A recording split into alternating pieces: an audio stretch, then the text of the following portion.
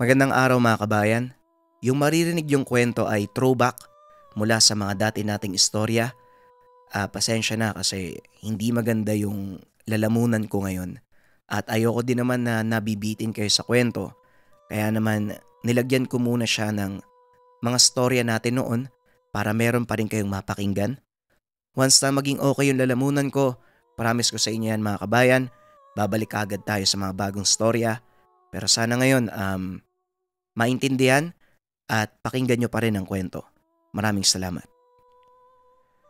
Ang kwentong ito ay hango sa totoong buhay. Mula ito sa isa nating kabayan na itago na lang natin sa pangalang Jero. Walang eksaktong taon, probinsya ng Negros Oriental. Kung minsan, napipilitan tayong gumawa ng mga bagay na ayaw natin, lalo na kung sitwasyon na mismo ang nagtulak upang gumawa ka ng labag sa kalooban. Ito ang kwento ng ating kabayang si Jero. Lumaki sa simpleng buhay probinsya. Tinuruan ng mabuting asal ng mga magulang, lalo na sa pakikipagsalamuha sa iba. Hindi rin madalas lumabas ng bahay ang binata dahil mas naaaliw ito sa pag-aalaga ng mga hayop na ibinibigay ng kanyang ama. Nasa edad 10 taon pa lang si Jero ng sandaling ito. Masaya at walang hinaharap na suliranin. Ngunit sa edad ding ito ng bata, naranasan niya ang masasabing masakit na kaganapan sa kanyang buhay. Ito ay ang pagkawala ng kanyang mga magulang. Masayang umalis si Jero sa kanilang tahanan papunta sa paaralan. Niyakap nito ang ama at ina. Walang kaalam-alam ang bata na ito na pala ang pinakahuling beses na mayayakap niya ang mga magulang. Pagsapit ng hapon, masayang naglakad pa uwi si Jero.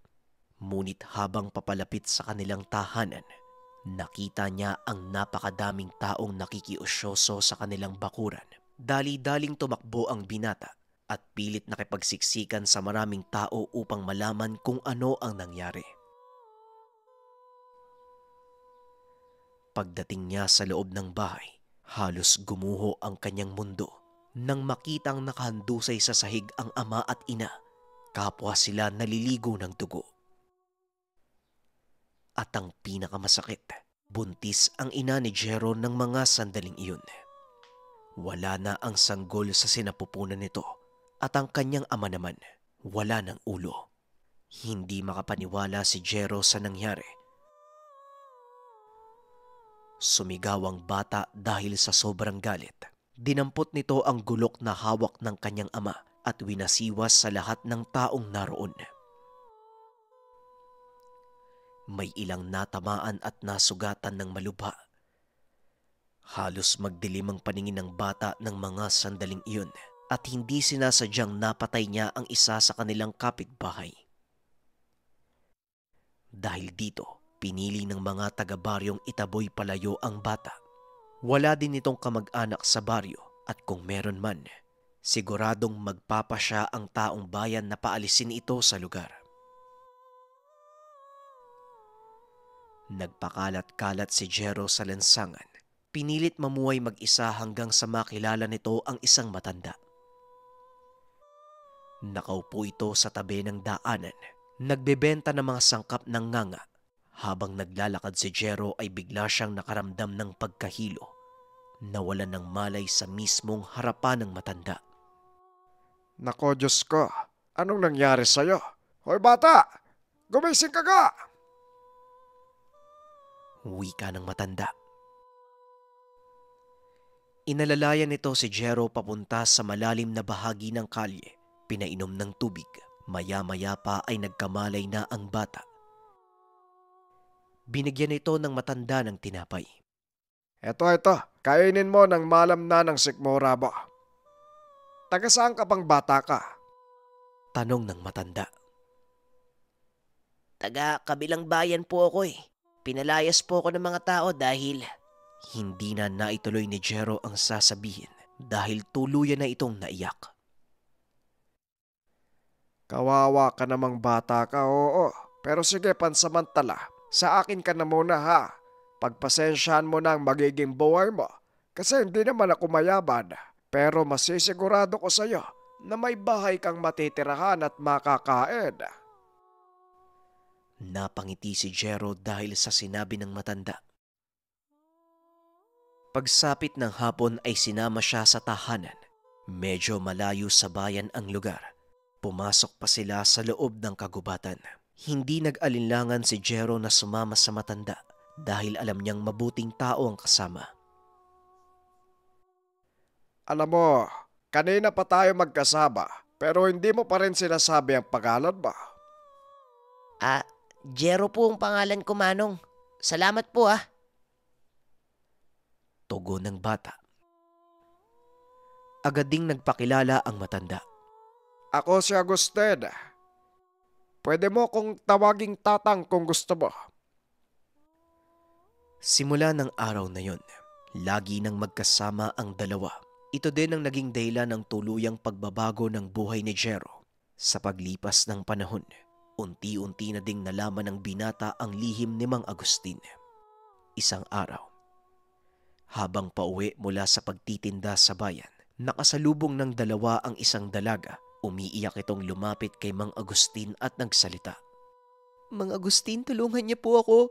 Ninakawan po kami kagabi. Sinimot po yung lahat ng ipon nila nanay at tatay eh. Hindi po namin alam ngayon kung saan kami kukuha ng panggamot ng kapatid ko. Pakiusap naman po oh. Tulungan niyo po kami oh. Wika ng dalaga at kilala ito ng matanda. Alam niya ang kwento ng pamilya nito, kaya hindi nagdalawang isip si Mang Agustin na patuloyin ito sa kanyang pamamahay. Hindi na naawa ang mga kawatan. Matagal na panahon na kasi kong nananahimik eh. Mukhang gusto na naman yata nilang makatikim ng hindi kanais-nais sa akin. Nakikinig lang si Jero ng mga sandaling iyon at sa pag-uusap ng dalawa, napag-alaman ni Jero na hindi pangkaraniwang matanda ang kumupkup sa kanya. Pag-alis ng bisita, hindi nagdalawang isip si Jero na tanungin ng matanda. Tatang, ano po bang gagawin yung pagtulong dun sa dalaga? Saka may pulis naman po, di ba? Bakit hindi nyo na lang po sabihin sa kapulisan? Napailing ang matanda at tumugon. Alam mo, Jero, may mga bagay na hindi nasaklaw ng ating kapulisan. Lalo na ang mga taong pinoprotektahan ng may kapangyarihan sa lipunan. Kagaya na lang ng mga sinasabing kawatan ni Elsa. Matagal na silang nananalanta sa bayang ito. Walang sino man ang may lakas ng loob na pumigil sa kanila dahil natatakot na balikan. At kung itatanong mo sa akin kung paano sila parurusahan, manood ka dahil mamayang gabi isasagawa ko yon. Pero bago ang lahat, samahan mo ko dun sa likod ng bahay. Kukuha tayo ng mga bagakay na tapol. Tugon ng matanda. Nagtungo ang dalawa sa likod ng bahay at nakita ni Jero ang malaking puno ng bagakay. Pumutol ng isa si Mang Agustin at hinila ito papunta sa kanilang bakuran. Pinapanood lang ng binata ang ginagawa nito. Pinutol ng matanda ang mahabang bagakay. Isa-isang dinasalan. 10 putol ang ginawa ng matanda at sa bawat putol may inuukit siyang mga kataga. Matapos ay iniwan niya itong nakasalansan sa mismong gitna ng bakuran. Halika, Jero. Pumasok muna tayo para makapag-apunan. Tamang-tama lang yan pagkatapos natin kumain. Siguradong mapipisa na ang mga itlog sa loob. Wika ni Mang Agustin. Itlog? Paano po nagkaroon ng itlog sa loob, Manong? Tanong ni Jero ngunit hindi na sumagot ang matanda. Salip ay nagpatuloy ito ng lakad papunta sa loob ng bahay. Pagkatapos kumain ay dali-daling lumabas si Jero. Inantay niya si Mang Agustin. Ngunit medyo natagalan ang matanda. Akmang susunduin niya na sana ito. Nang bigla namang magsalita si Mang Agustin mula sa kanyang likod. Andito na ako. ay sino pang pupuntahan mo dyan? Maupo ka dito. Manood ka para masagot ang mga katanungan mo. Dinampot ng matanda ang isang bagakay at inalog-alog. Napapangiti si Mang Agustin ng mga sandaling iyon. Nangangahulugang matagumpay kung ano man ang ginawa niya. Biniyak niya ang buko ng bagakay. Tumambad kay Jero ang isang malaking uwang. Isa itong uri ng salagubang na may nag-iisang sungay. Halos kasing laki ito ng kanyang kamao. Itim na itim ang kulay na halos humahalo sa dilim ng gabi. Ito ang sinasabi kong mapipisa mula sa mga itlog. Mga alaga ko sila at sila ang gagamitin ko upang parusahan ng mga masasamang loob na tinutukoy ni Elsa. Napalunok ng laway si Jero. Hindi nito akalaing isang mambabarang ang matandang kumupkop sa kanya. Nakaramdam ng bagyang takot ang binata, ngunit nanatili ito sa tabi ng matanda. May kung ano sa kanyang kalooban na nagsasabing manood ng mabuti sa ginagawa ni Mang Agustin. Binulungan ng matanda ang uwang.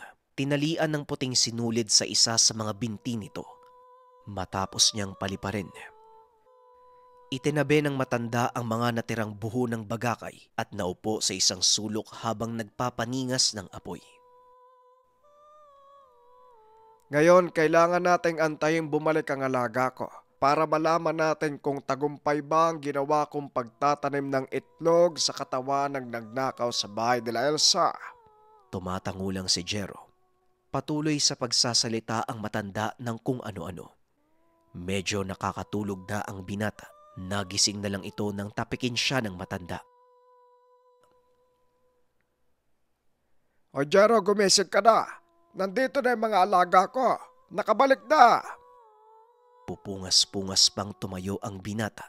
Lumapit siya sa matanda. Ipinakita ni Mang Agustin ang malaking uwang.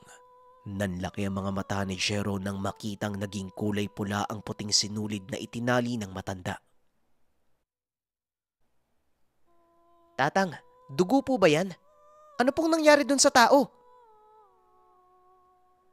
Tanong ni Jero. Ang taong pinasukan ng alaga ko, magkakasakit sa loob ng 3 araw.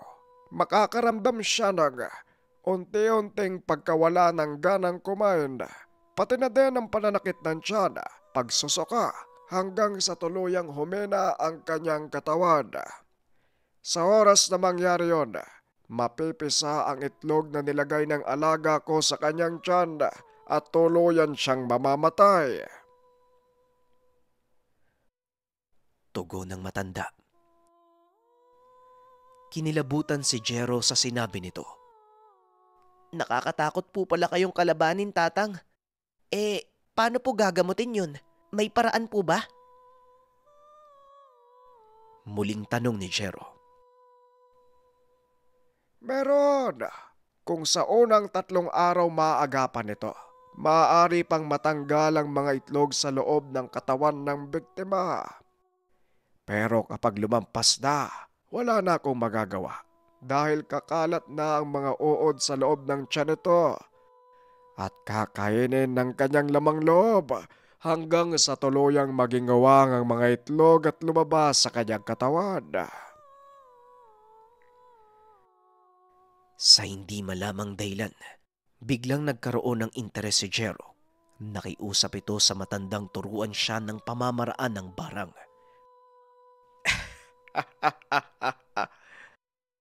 Nagbibiro ka ba, Jero? Hindi gawang biro ang sinasabi mo. Ang barang ay hindi basta aral na maaari mong pag-aralan kung gusto mo lang. Matinding responsibilidad ng pagkakamit ng kaalamang ito. Hindi basta-basta ginagamit kung saan-saan dahil buhay ng tawang nakasalalay at maaaring buhay mo din kung sakaling mahuli ka. Wika ng matanda. Dito na nagkaroon ng lakas ng loob si Jero. Pinaliwanag niya ang nangyari sa mga magulang at ang totoong dahilan kung bakit siya nagpapalaboy-laboy. Pinatay po ng masasamang tao yung magulang ko, Tatang. Wala po silang kalaban-laban eh. Kahit po yung kapatid ko na hindi pa pinapanganak ng nanay ko, hindi nila pinalagpas eh. Tahimik po kami namumuhay. Wala po kaming inaagrabyadong mga tao sa paligid. At ang totoong dahilan kung bakit po ako pinaalis sa aming baryo, nakapatay po ako ng isang kapitbahay eh. Nagdilim po yung paningin ko. Aksidente ko po siyang nataga. Nagalit po sa akin yung mga tao. Kaya ito po ako ngayon. Hindi niyo naman po siguro ko masisisi, di ba? Kung ganun po yung naramdaman ko. Pagpapaliwanag ng binata. Ngayon ang gusto mong mangyari, magigante sa mga taong pumatay sa mga magulang mo. Alam mo, Iho, kahit nag-iigante ako, masama eh. Wala tayong karamatang magpataw ng kaparusahan sa kapwa natin. Huwag mo sana akong tularan. Kung tuturuan man kita, huwag mo sanang gamitin sa masama. Tugon ni Mang Agustin. Hindi po yun yung iniisip ko, Tatang. Ayoko lang po yung may mga batang kagaya ko na maulila dahil sa kagagawan ng masasamang tao. At kung magkaroon man ako ng pagkakataong baguhin ang buhay ko, mas gugustuhin kong maging mambabarang kagaya nyo. Hindi po para magigante. Ang nasa isipan ko po ay magbigay ng hustisya. Wika ni Jero. Nagawa nitong mapapayag ang matanda upang turuan siya. At sa loob ng ilang taon, nagsanay si Jero mula sa pag-aalaga ng mga uwang hanggang sa pagkontrol ng mga ito gamit ang mga dasal. Nagawang maperpekto ng binata ang lahat ng itinuro ni Mang Agustin, ngunit may isang bagay pa siyang kailangang matutunan. Isang bagay na lang ang kailangan kong ituro sa iyo, Jero. Ito ay ang paraan kung paano palalakasin ang iyong mga alaga. Pero babalaan kita, buhay ang magiging kapalit nito sa oras na hindi mo kayanin. Eto, nakikita mo ba ang mga pilat sa katawan ko? Wika ni Mang Agustin sabay taas ng kanyang damit. Ano po yan, Tatang? Saan niyo po nakuha yung mga pilat na yan? Tanong ni Jero. Kitang-kita ang napakaraming pilat sa likod ng matanda. Maging sa dibdib nito ay umabot na din. Ang mga pilat na yan ay mula sa mga alaga kong insekto. Inalagaan ko sa aking katawan, Jero. Hinayaan ko silang kainin ng aking kalamnan hanggang sa dumating sila sa tamang gulang. At ang mga nakikita mong uwang na ginagamit ko ngayon ay mga anak na lang ng nauna kong alaga. Kung handa ka na, eto, mamili ka sa mga itlog na to. Lunukin mo ng hindi nababasag. Mananatili ito sa katawan mo sa loob ng 5 araw hanggang sa mapisa. Pagkatapos nun, 5 araw uli bago mangitlog ang napisang uwang. Sa pagkakataong iyon, kakalat ang mga itlog sa buong katawan mo hanggang sa gumulang at lumabas sa iyong balat. Sa oras na lumabas sila, siguradong wala kang utos na hindi nila susundin. Maaari mo silang gamitin sa panggagamot o pagpaparusa sa kapwa. Nasa iyo ang pasya. Pagpapaliwanag ni Mang Agustin, walang pagdadalawang isip na kinuha ni Jero ang isa sa mga itlog. Nilunok ito. Ilang minuto ang nakalipas ay nagsimula ng mamilipit ang binata sa sobrang sakit. Namamawis ang buong katawan ng binata habang patuloy na nanginginig dahil sa parusang dulot ng nilunok niyang itlog ng uwang. Tiisin mo lang ang sakit, bata. Manatili ka dito sa gubat. Walang sino man ang makakakita sa iyo dito. 10 araw lang, Jero. Kung talagang gusto mong maging malakas, tiisin mo ang hirap dahil walang malakas na kapangyarihan ang nakukuha sa simpleng paraan lang. Wika ni Mang Agustin. Matapos ay iniwan siya nitong mag-isa sa loob ng 10 araw. Tiniis ni Jero ang lahat ng hirap hanggang sa tuluyan na ngang naglabasan sa katawan niya ang napakaraming uwang. Pag-uwi ng binata sa tahanan ni Mang Agustin, halos hindi siya nito makilala. Lubhang nag-iba ang itsura ni Jero. Naging matipuno ang katawan nito at napalitan ng mabagsik na tingin ang maamo nitong mga mata. Masaya ako at nalampasan mo ang pagsubok.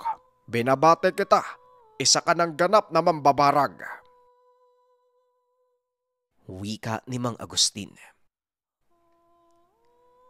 Masaya din ako, Manong, at hindi bumigay ang katawan ko. Nawalan ako ng pag-asa eh. Ang buong akala ko hindi na ako mabubuhay pa. Pero hito ko ngayon, mas malakas at kumpiyansang magagawa ko mga bagay na dapat kong gawin. Pag-uusap ng dalawa. Simula ng araw na yon, hinanap ni Jero ang mga taong pumatay sa kanyang mga magulang. Ngunit sa halip na patayin sa pamamagitan ng barang, pinaamin niya ito sa harap ng kapulisan. Nagawang maikulong ng mga otoridad ang may sala at nabigyan ng hustisya ang pagkamatay ng kanyang mga magulang. Ano na ang plano mong gawin ngayon? Nagawa mo nang ipakulong ang mga taong pumatay sa magulang mo? Tanong ni Mang Agustin. Hindi ko pa po alam, Manong. Pero yaman din lang nataglay ko na ang kakayahan na itinuro niyo sa akin. Siguro, kailangan ko tong gamitin sa mabuting paraan. Manggagamot na lang po ako para kahit papano magkaroon ng kabuluhan ng buhay ko at makatulong sa mga tao. Tugon ni Jero. Isinagawa ng binata ang kanyang plano. Ang una nitong pasyente, isang lalaking biktima ng kulam. Nagawa niyang patayin ng mangkukulam sa pamamagitan ng kanyang kaalaman. Simula nun, sunod-sunod na ang lumalapit sa kanya. Mga taong may karamdamang espiritual. Kahit pa mga ginagambala ng elemento ay hindi inatrasa ng binata. Kinilala si Jero sa bayang iyon, maging sa pinagmulan nitong baryo. Laking gulat ng mga dati niyang kapitbahay na naging ganon ang tadhana ng binata. Hindi nila lubos akalain na yayakapin ni Jero ang pagiging manggagamot. Suportado naman ni Mang Agustin ang kanyang ginagawa. At sa katunayan, palagi itong nakamasid sa kanya tuwing nagsasagawa ng panggagamot. Ngunit hindi pa rin may iwasan ang mga taong naiinggit. Pilit na sinisiraan ng mga ito si Jero dahil alam nilang mula sa kakayahan ng barang ang ginagamit nito upang manggamot ng tao. Ganun pa man, hindi natinag ang paniniwala ng mga tao sa binata. Patuloy at mas dumami pa ang mga pasyenteng nagpapagamot sa kanya dahil na din sa kakaibang bisa ng panggagamot na ginagawa ni Jero. Pinatunayan ng binata, hindi lang masama ang dulot ng barang, maaari din itong gamitin sa kabutihan. Dahil dito, nakuha ng binata ang respeto ng ilang mahuhusay na manggagamot. Kadalasang ipinapasa sa kanya ang mga hindi nila kayang kaso. Malugod namang tumutulong si Jero. Ni minsan ay hindi ito tumanggi sa mga taong humingi ng tulong at dahil na din sa taglay niyang kakayahan, iginalang ang binata sa kanilang lugar. Naging tagapamagitan si Jero sa mga gulong nangyayari at nagsilbing tagapamayapa. Kinatakutan din ng mga masasamang loob ang pangalan ng binata. Makita pa lang siyang paparating, agad na silang umaalis sa lugar. Hindi rin sila sumasalubong dito sa tuwing maglalakad ang binata sa lansangan. Nawala na din ang mga masasamang loob na nang bibiktima ng mga may hirap. Maging ang mga malalaking personalidad sa likod ng mga karahasan bigla nang nanahimik. Dahilan para maging payapa ang buong bayan at magkaroon ng maayos na pamunuan. Laking pasasalamat ng binata na nagkaroon siya ng ganitong kakayahan upang tumulong sa mga nangangailangan. At lahat ng ito ay nagsimula nang minsan niyang lunukin ang itlog ng uwang. Ang kwentong ito ay hango sa totoong buhay. Mula ito sa isa nating kabayan na itago na lang natin sa pangalang Jero.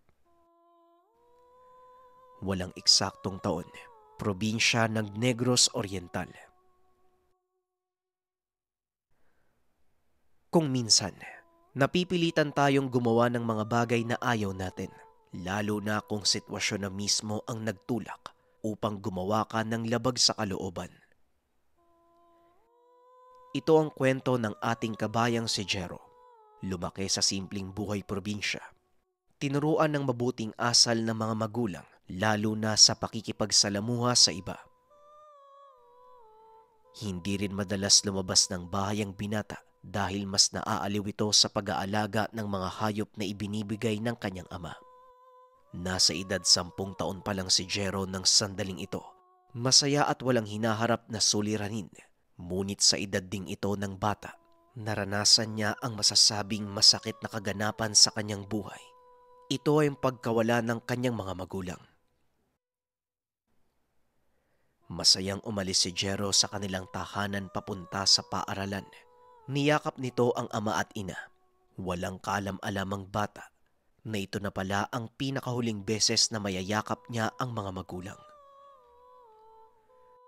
Pagsapit ng hapon, masayang naglakad pauwi si Jero. Ngunit habang papalapit sa kanilang tahanan, nakita niya ang napakadaming taong nakikiusyoso sa kanilang bakuran. Dali-daling tumakbo ang binata at pilit nakipagsiksikan sa maraming tao upang malaman kung ano ang nangyari.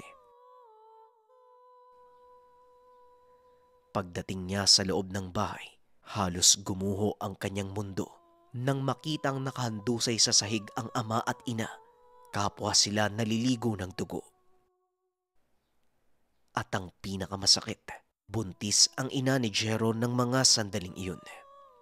Wala na ang sanggol sa sinapupunan nito at ang kanyang ama naman wala ng ulo. Hindi makapaniwala si Jero sa nangyari. Sumigaw ang bata dahil sa sobrang galit. Dinampot nito ang gulok na hawak ng kanyang ama at winasiwas sa lahat ng taong naroon. May ilang natamaan at nasugatan ng malubha. Halos magdilim ang paningin ng bata ng mga sandaling iyon at hindi sinasadyang napatay niya ang isa sa kanilang kapitbahay. Dahil dito, pinili ng mga taga-baryong itaboy palayo ang bata. Wala din itong kamag-anak sa baryo at kung meron man, siguradong magpapasya ang taong bayan na paalisin ito sa lugar. Nagpakalat-kalat si Jero sa lansangan. Pinilit mamuhay mag-isa hanggang sa makilala nito ang isang matanda. Nakaupo ito sa tabi ng daanan. Nagbebenta ng mga sangkap ng nganga. Habang naglalakad si Jero ay bigla siyang nakaramdam ng pagkahilo. Nawalan ng malay sa mismong harapan ng matanda. Nako Diyos ko, anong nangyari sa'yo? Hoy bata, gumising ka ga! Wika ng matanda. Inalalayan nito si Jero papunta sa malalim na bahagi ng kalye. Pinainom ng tubig. Maya-maya pa ay nagkamalay na ang bata. Binigyan ito ng matanda ng tinapay. Ito, kainin mo ng malam na ng sikmura mo. Taga saan ka bang bata ka? Tanong ng matanda. Taga kabilang bayan po ako eh. Pinalayas po ako ng mga tao dahil... Hindi na naituloy ni Jero ang sasabihin dahil tuluyan na itong naiyak. Kawawa ka namang bata ka, oo. Pero sige, pansamantala. Sa akin ka na muna ha. Pagpasensyahan mo na ang magiging buhay mo. Kasi hindi naman ako mayaman. Pero masisigurado ko sa'yo na may bahay kang matitirahan at makakain. Napangiti si Jero dahil sa sinabi ng matanda. Pagsapit ng hapon ay sinama siya sa tahanan. Medyo malayo sa bayan ang lugar. Pumasok pa sila sa loob ng kagubatan. Hindi nag-alinlangan si Jero na sumama sa matanda dahil alam niyang mabuting tao ang kasama. Alam mo, kanina pa tayo magkasama, pero hindi mo pa rin sinasabi ang pangalan mo. Jero po ang pangalan ko, Manong. Salamat po ah. Tugon ng bata. Agad ding nagpakilala ang matanda. Ako si Agustin. Pwede mo kong tawaging tatang kung gusto mo. Simula ng araw na yon, lagi nang magkasama ang dalawa. Ito din ang naging dahilan ng tuluyang pagbabago ng buhay ni Jero. Sa paglipas ng panahon, unti-unti na ding nalaman ng binata ang lihim ni Mang Agustin. Isang araw, habang pauwi mula sa pagtitinda sa bayan, nakasalubong ng dalawa ang isang dalaga. Umiiyak itong lumapit kay Mang Agustin at nagsalita. Mang Agustin, tulungan niya po ako. Ninakawan po kami kagabi. Sinimot po yung lahat ng ipon nila nanay at tatay eh. Hindi po namin alam ngayon kung saan kami kukuha ng panggamot ng kapatid ko. Pakiusap naman po oh. Tulungan niyo po kami oh. Wika ng dalaga at kilala ito ng matanda. Alam niya ang kwento ng pamilya nito, kaya hindi nagdalawang isip si Mang Agustin na patuloyin ito sa kanyang pamamahay. Hindi na naawa ang mga kawatan. Matagal na panahon na kasi kong nananahimik eh. Mukhang gusto na naman yata nilang makatikim ng hindi kanais-nais akin. Nakikinig lang si Jero ng mga sandaling iyon at sa pag-uusap ng dalawa, napag-alaman ni Jero na hindi pangkaraniwang matanda ang kumupkup sa kanya.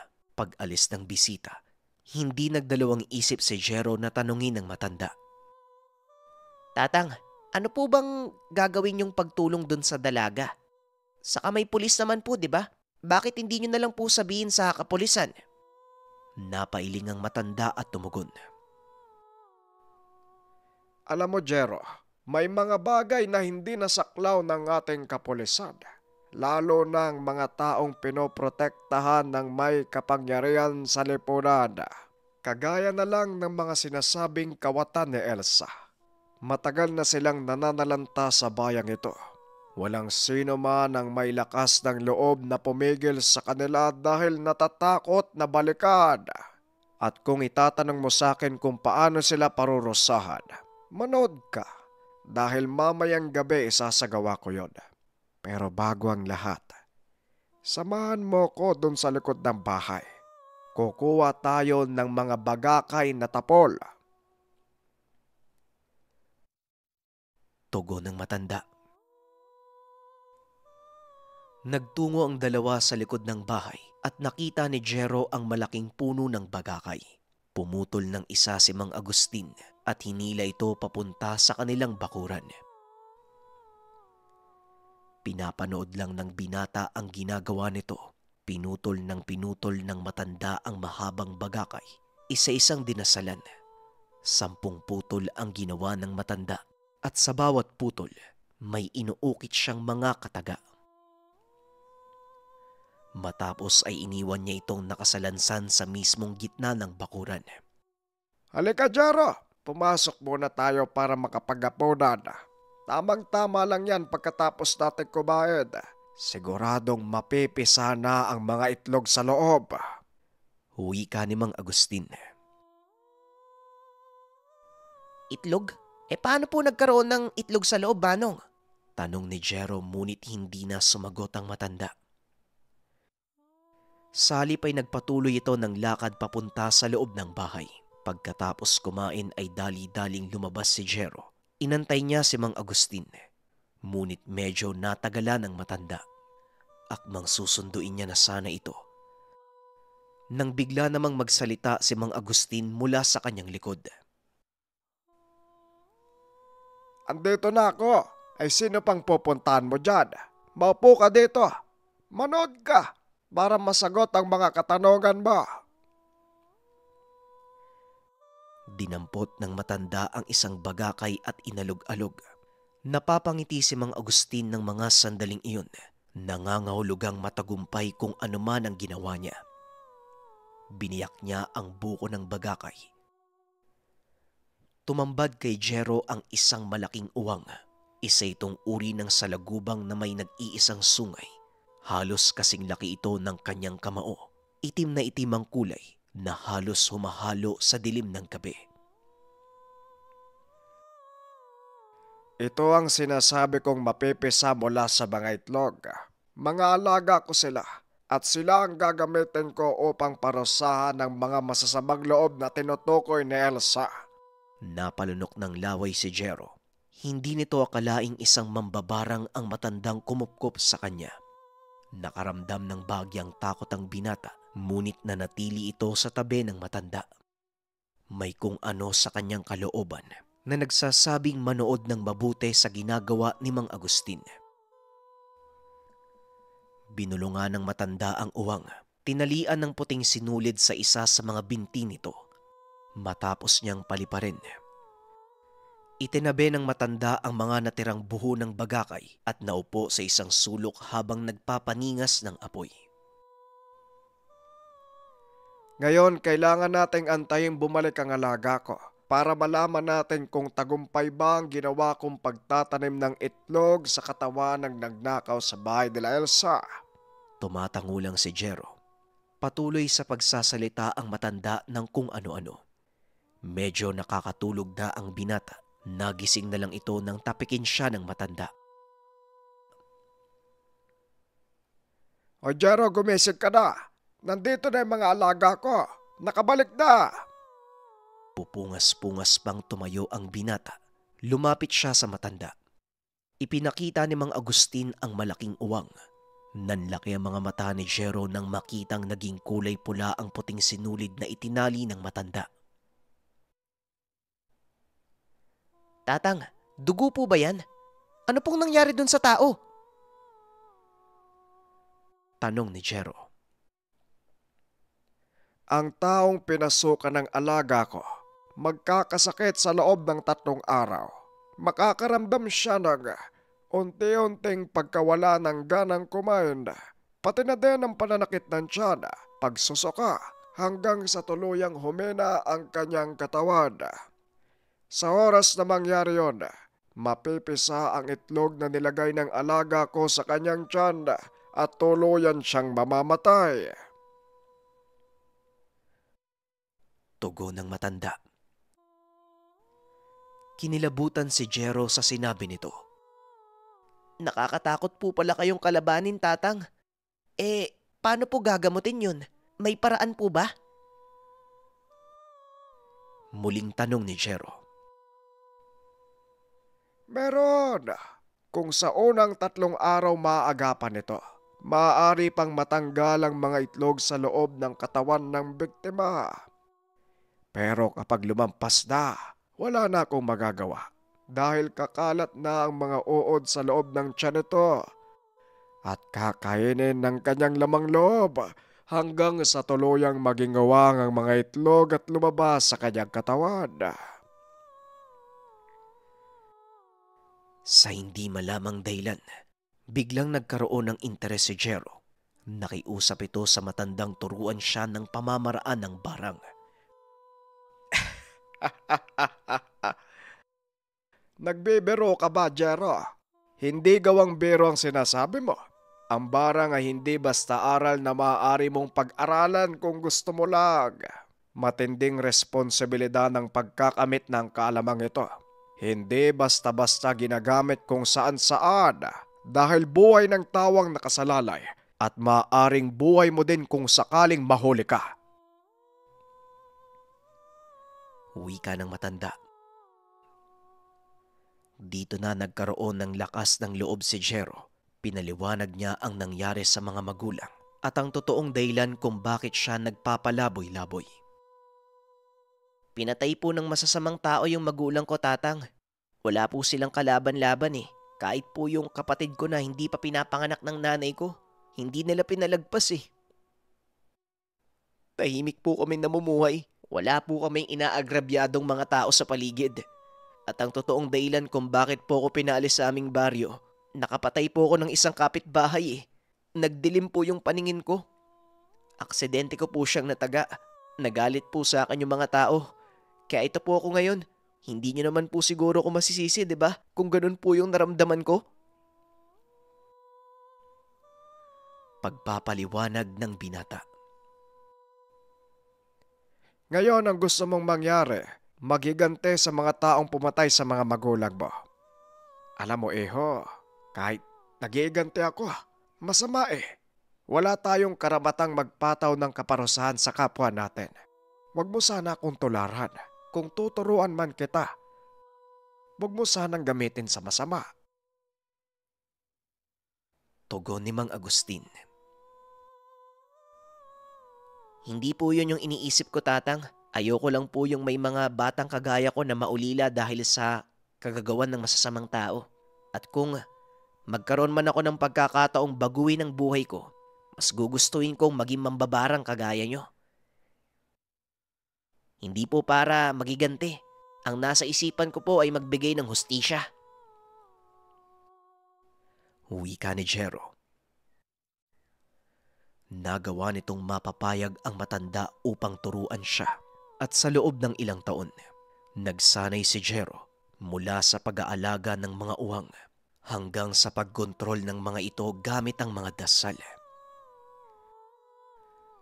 Nagawang maperpekto ng binata ang lahat ng itinuro ni Mang Agustin, ngunit may isang bagay pa siyang kailangang matutunan. Isang bagay na lang ang kailangan kong ituro sa iyo, Jero. Ito ay ang paraan kung paano palalakasin ang iyong mga alaga.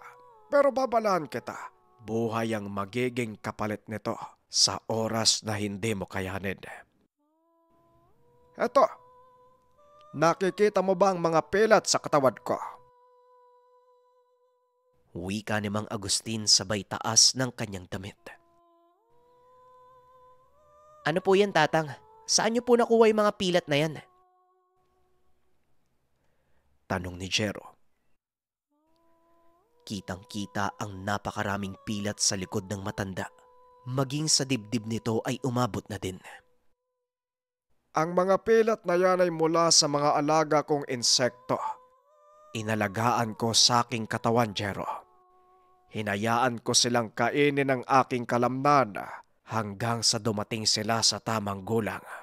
At ang mga nakikita mong uwang na ginagamit ko ngayon ay mga anak na lang ng nauna kong alaga. Kung handa ka na, eto, mamili ka sa mga itlog na to. Lunukin mo ng hindi nababasag. Mananatili ito sa katawan mo sa loob ng 5 araw hanggang sa mapisa.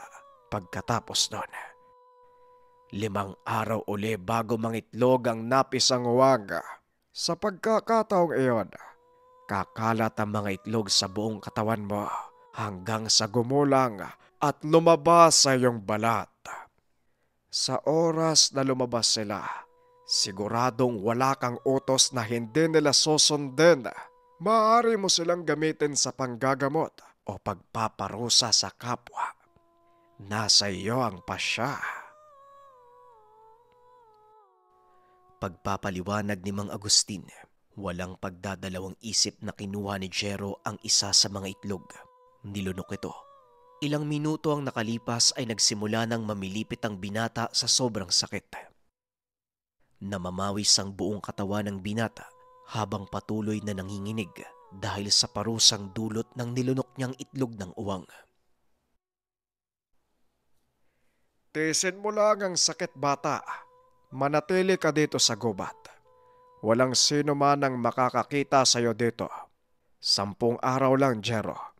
Kung talagang gusto mong maging malakas, tiisin mo ang hirap dahil walang malakas na kapangyarihan ang nakukuha sa simpleng paraan lang. Wika ni Mang Agustin. Matapos ay iniwan siya nitong mag-isa sa loob ng 10 araw. Tiniis ni Jero ang lahat ng hirap hanggang sa tuluyan na ngang naglabasan sa katawan niya ang napakaraming uwang. Pag-uwi ng binata sa tahanan ni Mang Agustin, halos hindi siya nito makilala. Lubhang nag-iba ang itsura ni Jero. Naging matipuno ang katawan nito at napalitan ng mabagsik na tingin ang maamo nitong mga mata. Masaya ako at nalampasan mo ang pagsubok. Binabate kita, isa ka ng ganap na mambabarag. Wika ni Mang Agustin. Masaya din ako, Manong, at hindi bumigay ang katawan ko. Nawalan ako ng pag-asa eh. Ang buong akala ko hindi na ako mabubuhay pa. Pero hito ko ngayon, mas malakas at kumpiyansang magagawa ko mga bagay na dapat kong gawin. Pag-uusap ng dalawa. Simula ng araw na yon, hinanap ni Jero ang mga taong pumatay sa kanyang mga magulang.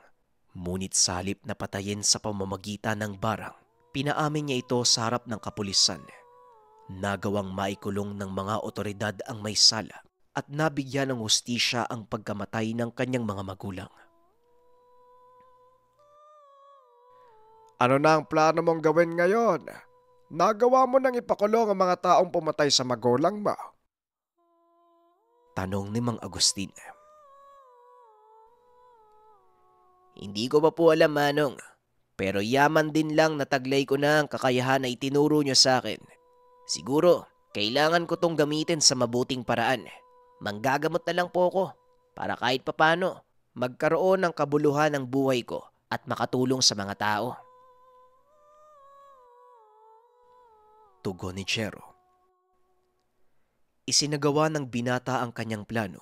Ang una nitong pasyente, isang lalaking biktima ng kulam. Nagawa niyang patayin ng mangkukulam sa pamamagitan ng kanyang kaalaman.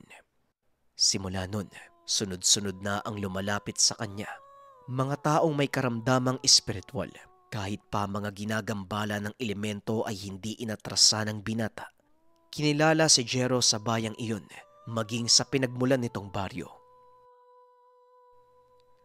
Laking gulat ng mga dati niyang kapitbahay na naging ganon ang tadhana ng binata. Hindi nila lubos akalain na yayakapin ni Jero ang pagiging manggagamot. Suportado naman ni Mang Agustin ang kanyang ginagawa. At sa katunayan, palagi itong nakamasid sa kanya tuwing nagsasagawa ng panggagamot. Ngunit hindi pa rin may iwasan ang mga taong naiinggit. Pilit na sinisiraan ng mga ito si Jero dahil alam nilang mula sa kakayahan ng barang ang ginagamit nito upang manggamot ng tao. Ganun pa man, hindi natinag ang paniniwala ng mga tao sa binata.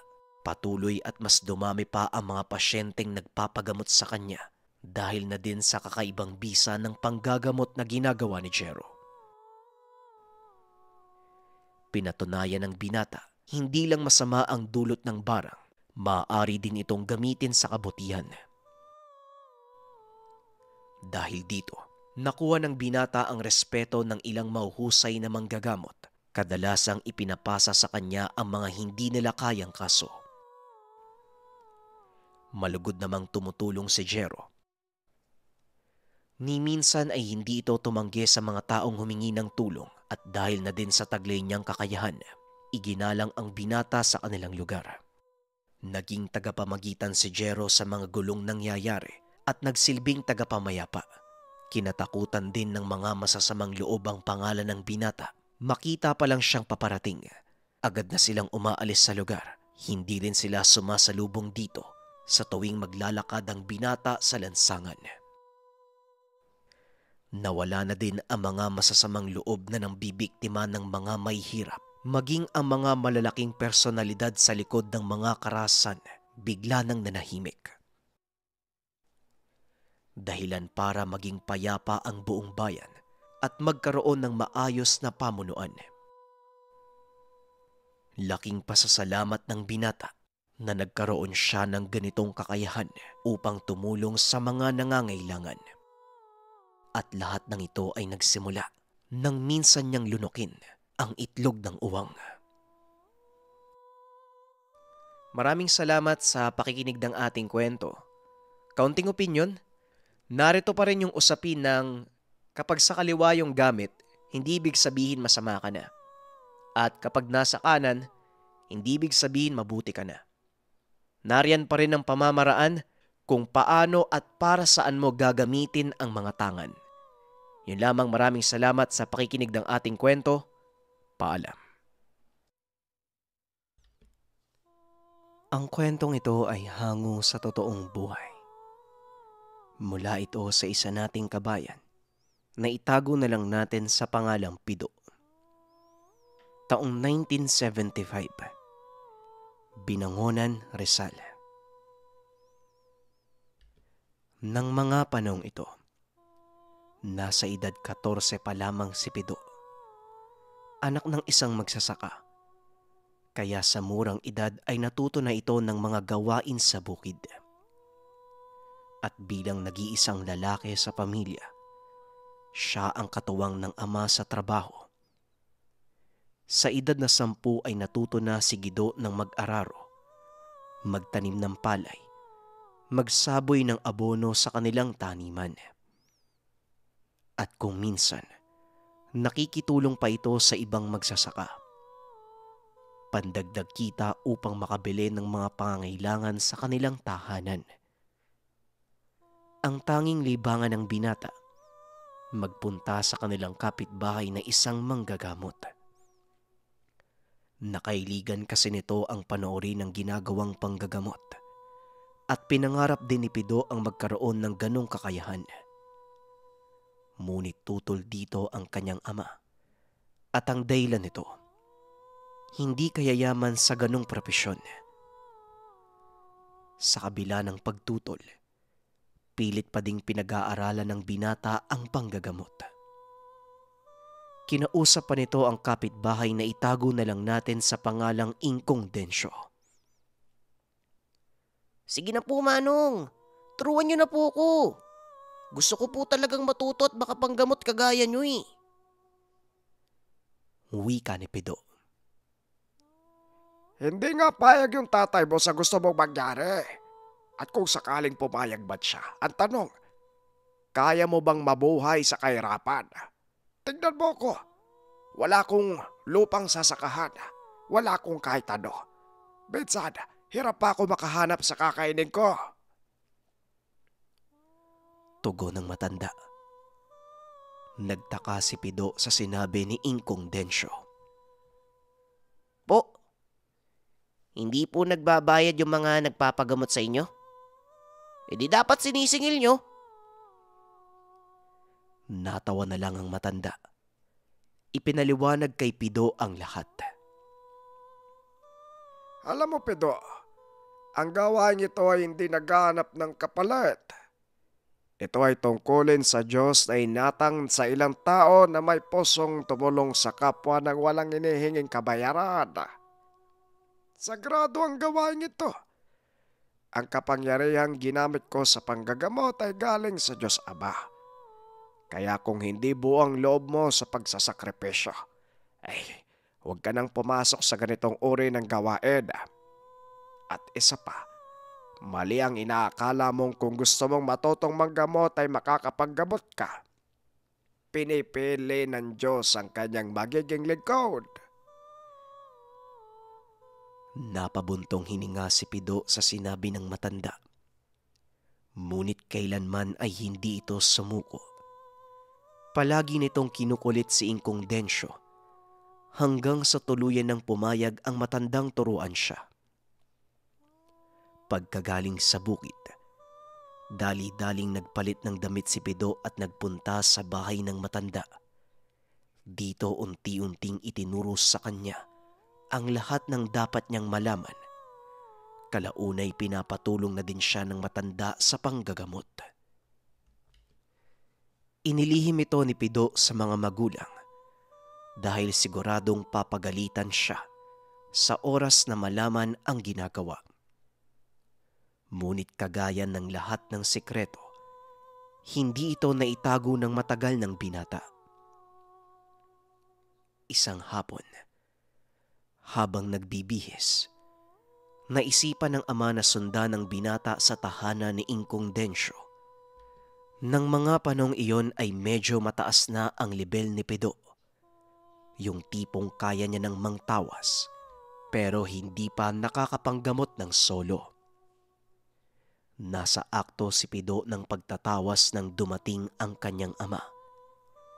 Hindi ito nalaman ng binata dahil nakatalikod siya sa pintuan. Tanging si Ingkong Densyo lang ang nakatitig sa kanyang ama. Sumenyas ito na huwag maingay. Kaya hindi na nagsalita pa ang tatay ni Pido na itago na lang natin sa pangalang Mang Turing. Maraan itong naupo sa tabi ng binata na nooy tutok na tutok sa ginagawa. Pinagmamasdan nito si Pido habang tuloy sa pagtatawas. Maya-maya pa, tumayo ito at humarap kay Ingkong Densyo. Sinabi kung ano ang nararamdaman ng pasyente na nooy nakapikit dahil sa iniinda nitong sakit. Masyado pong malalim yung pintig ng pulso niya, Ingkong. Saka hindi ko po maramdaman yung daloy ng dugo. Sa palagay ko, hindi bati ng engkanto o anumang elemento eh. Wika ni Pido. O ngayon, anong dapat gawin sa pasyente? Tugon ng matanda. Nais nitong sumagot si Pido para marinig ng kanyang ama ang sasabihin at mapatunayang may natutunan ang binata. Nang mga oras na yun, wala ring kamalay-malay si Pido na nasa likod pala ang ama. Nagulat ang binata nang biglang magsalita ang pasyente upang batiin si Mang Turing. Magkakilala pala ang mga ito. Tatay, ano pong ginagawa niyo dito? Tanong ni Pido. Akmang sasagot na sana si Mang Turing nang biglang magsalita si Ingkong Densyo. Nandito ang iyong ama para mapatunayan na isa kang ang ganap na manggagamot. Sige na, Pido. Sabihin mo anong kailangan gawin sa pasyente mo. Kinakabahan si Pido ng mga oras na yun dahil alam nitong papagalitan siya ng ama. Kwan po, kailangan niya pong magpatingin sa espesyalista sa puso. May baradong ugat sa bandang kanan eh. Nanlaki ang mga mata ni Mang Turing nang marinig ang sinabi ni Pido dahil alam nitong may sakit sa puso ang pasyente. Teka, sandali lang. Paano mo nalaman yung sakit ni Paring Didoy? Tanong ng ama. Tinuturuan po kasi ko ni Ingkong Densyo kung paano dadamihin yung pulso ng tao. Tapos, sa bawat pintig po, may kahulugan. Sa ilang buwang pagsasanay ko po sa kanya, tay, natutunan ko po lahat ng yun eh. Pasensya ka na kung di ko po sinabi sa inyo ah. Alam ko po kasi magagalit kayo. Tugon ni Pido. Ngunit nagulat siya sa naging reaksyon nito. Yun nga eh. Mukhang nagkamali ako nung pagbawalan kitang mag-aral ng panggagamot. Aba, tignan mo yung sarili mo, anak. Hindi ko akalain na ganito nakalayo yung narating mo. Kaya simula ngayon, pinapayagan na kitang matuto pa. Muling wika ni Mang Turing. Tuwang-tuwa si Pido ng sandaling iyon dahil wala na ang pag-aalinlangan na papagalitan siya ng ama. Maliban sa simpleng pamamaraan, itinuro din ng matanda ang mga komplikadong aral ng panggagamot. Ipinaliwanag din ng matanda ang pagkakaiba ng aral sa kanan at kaliwa.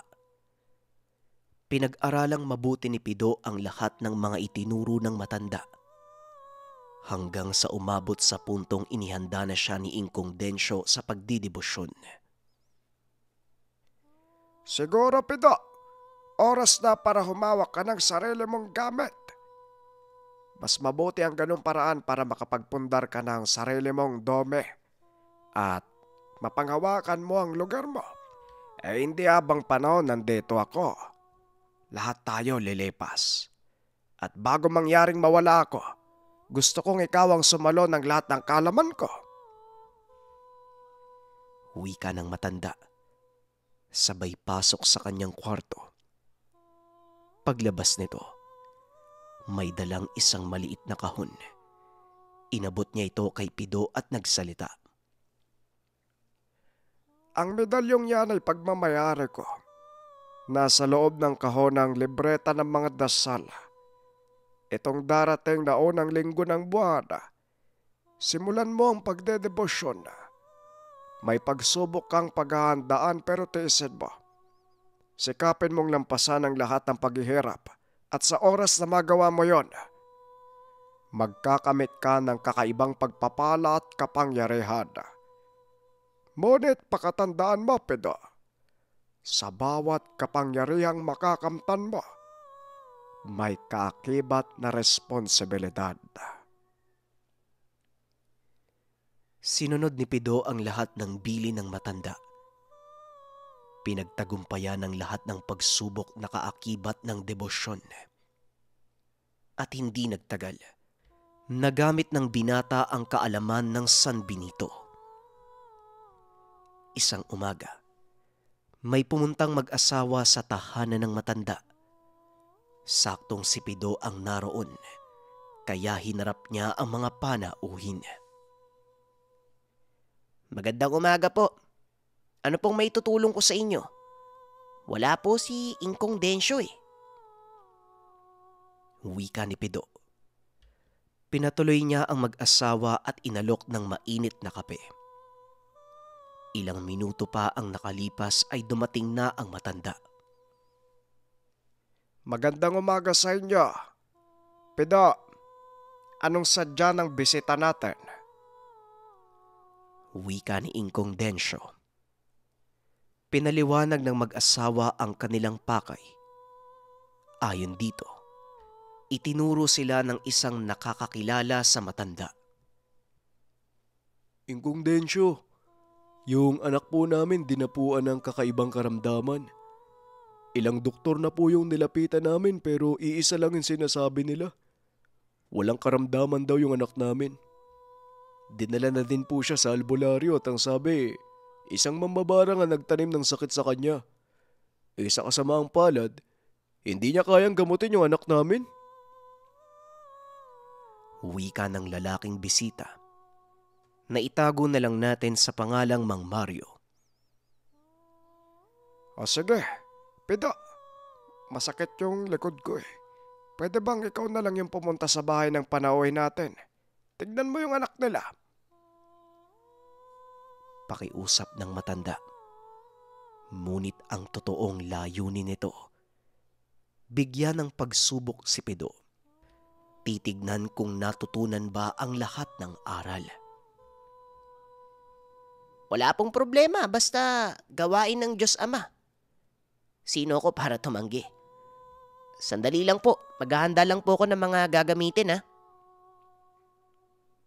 Tugon ni Pido.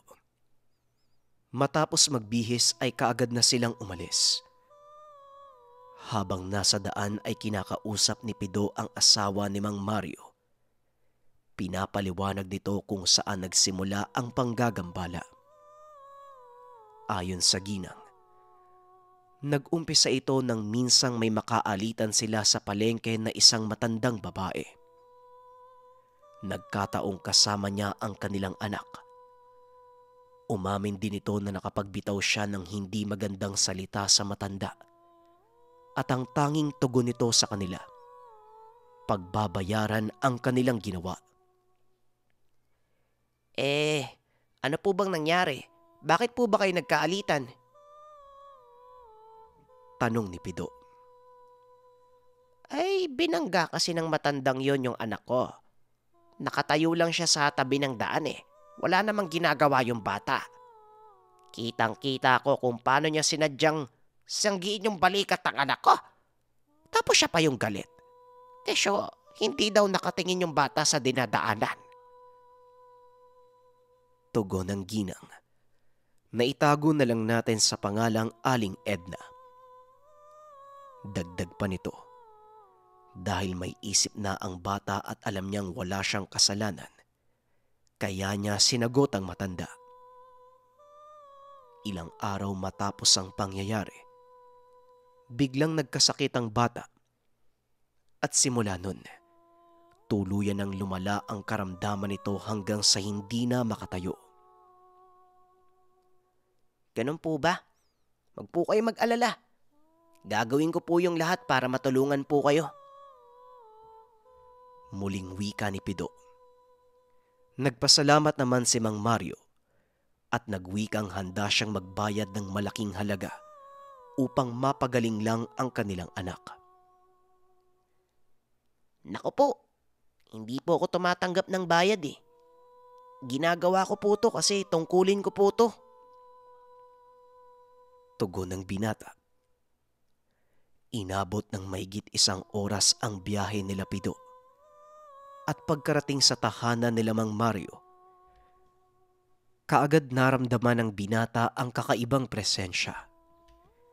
Bago sa kanya ang pakiramdam at hindi maiwasan ni Pido ang mangamba. Sinamahan ng mag-asawa ang binata sa kwarto ng anak na itago na lang natin sa pangalang Helen. Halos kasing tanda lang ito ni Pido, kaya nailang itong makipag-usap. Helen anak, eto pala si Pido. Yung manggagamot na pinatawag ng nanay mo. Siya ang tutulong sa atin. Wika ni Mang Mario. Ngunit laking gulat ng mga ito nang biglang sumigaw si Helen. Nanlilisik pa ang mga mata. Umalis ka dito. Akin ang katawang to. At kahit anong gawin mo, hindi mo siya makukuha sa akin. Doon na nakumpirma ni Pido.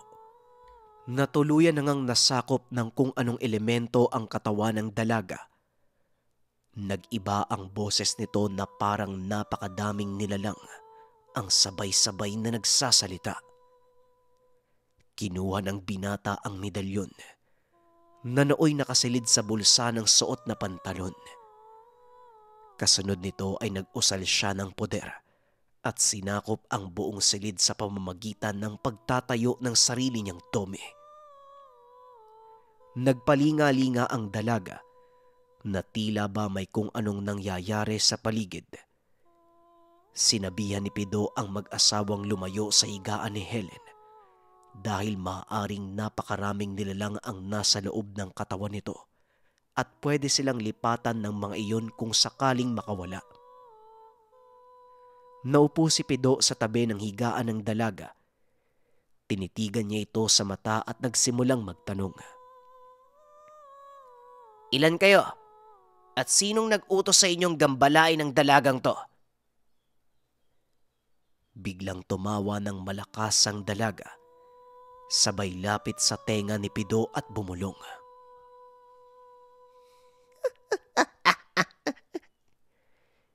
Isang hukbo ng mga itim na engkanto ang nasa loob ng katawan ng dalagang to.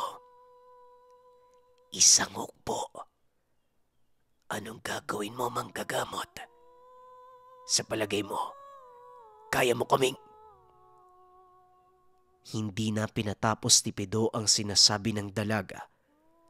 Bigla nitong nilapat ang medalyon ng Sanbenito sa noo ng pasyente. Nag-usal ng mga dasal para pangpako.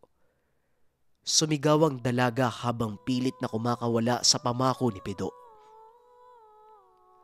Wala akong pakialam kung isang hukbo kayong nandyan. Kahit isang batalyon pa kayo, pakiko. Hindi na kayo makakalabas ng buhay sa katawan niya. Ngayon, kung ayaw niyong pasabugin ko kayo isa-isa, sabihin niyo kung sinong nag-utos sa inyo upang gambalain ang dalagang to. Wika ng binata. Tuloy pa din sa pagtawa ang dalaga. Sa pagkakataong ito, inusal ni Pido ang basag sa harap ng kanyang medalyon, ang simbolo ng mga pangalan ng Diyos sa parisukat ng Sator. Biglang nangisay ang katawan ng dalaga. Nawalan ito ng malay. Napangiti si Pido at muling nagsalita. O ano? 10 na kaagad yung bumagsak sa inyo. Paano ba yan? Itutuloy ko pa ba? Madali akong kausap eh. Kung gusto nyo ng laban, hindi ko kayo uurungan. Kaya kung ako sa inyo, Sabihin niyo na sa akin kung sinong nag-utos para gambalain ang dalagang to. Ay, teka. Parang magandang maglaro. Sa bawat maling sagot at katahimikang makukuha ko, may isang sasabog sa inyo. Ano? Payag kayo? Huwi ka ng binata. Inilabas nito ang isang matulis na bato. Binulungan ng mga orasyon. Biglang nanlaki ang mga mata ng dalaga at nagsimulang manginig sa takot ang buong katawan. Hindi to maaari. Sino ka? Bakit hawak mo ang 72 selyo ni Solomon? Sabihin mo sa akin, sino ka? Tanong ng nilalang. Hindi mo na kailangang malaman kung sino ko. Ikaw ang dapat sumagot sa tanong ko. Sinong nag-utos sa inyo? Tugon ni Pido. Sa pagkakataong ito, nakita ng mag-asawa kung papaanong manginig sa takot ang katawan ng kanilang anak. Kung sasabihin namin, papalayain mo ba kami? Hindi mo kami papatayin? Tanong ng nilalang. Ngumiti si Pido at biglang napasigaw ang dalaga. Hindi mo yata nauunawaan ang sinabi ko, nilalang. Ngayon, kung ayaw niyong ubusin ko kayo, magsalita ka na. Wika ni Pido sabay tutok ng hawak niyang itim na bato sa noo ng dalaga. Oo, magsasalita na ako. Isang mambabarang ang nagpapasok sa amin. Inutusan niya kaming kunin ang katawan ng dalagang to. Si Florencia. Dito na kinumpirma ng mag-asawa ang kanilang hinala. Matapos ibigay ng mga elemento ang impormasyon, nag-usal si Pido ng dasal pangkatay. Nang ilapat ng binata ang kanyang palad sa noo ng dalaga, nangisay ang katawan. Lumabas ang itim na usok sa bibig nito at nawala ng malay. Tinignan ni Pido ang kalagayan ng pasyente at nakitang unti-unting bumabalik ang kulay ng balat nito. Nangangahulugan, tuluyan nang napaalis ng binata ang mga elementong sumakop sa katawan ng pasyente. Magaling na po ang anak niyo. Ngayon ang kailangan natin ay parusahan ng totoong may gawa. Si Ingkong Densyo na po yung bahala sa kanya. Sa ngayon mapanatag na po kayong hindi na siya kayang abutin ng mambabarang na si Florencia. Wika ni Pido. Laking pasasalamat ng mag-asawa sa kanya. Lalo na nang magkamalay si Helen at nagbalik sa dati ang kanyang katawan. Muli din itong nakalakad. May tuturing na isang himala ang ginawa ni Pido. Paano ka namin mapapasalamatan, Pido? Sabihin mo kung paano kami makakabawi sa ginawa mong pagtulong sa amin. Wika ni Mang Mario. Wala po kayong dapat patungkulan ng papuri, pasasalamat, kung hindi ang Diyos Ama na may likha at makapangyarihan sa lahat. Ako po ay kasangkapan lang na ginagamit ng banal na espiritu upang gampanan ang kalooban ng Diyos sa lupa. Sa Kanya po ang lahat ng pasasalamat. Tugon ni Pido. Hindi na nila inantay pang mag-umaga. 4:00 ng madaling araw ng mga oras na yun. Kagad silang bumalik sa tahanan ni Ingkong Densyo upang sabihin ang nangyari. Ganun ba? Isang mambabarang na nagngangalang Florencia.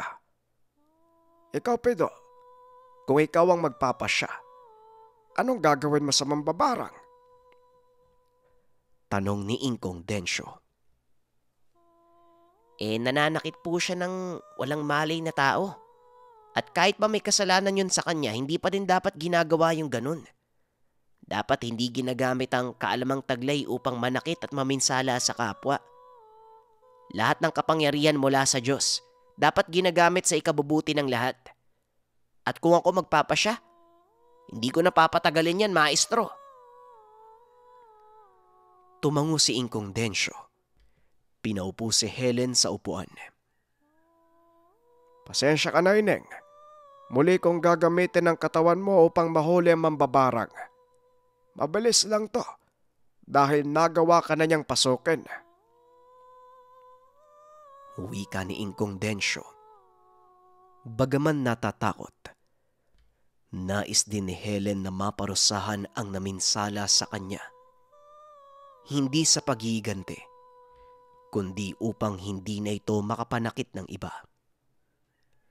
Sinimula ni Ingkong Densyo ang pagpapasapi sa mambabarang at kagaya ng sinabi nito, napakabilis niyang nahuli si Florencia.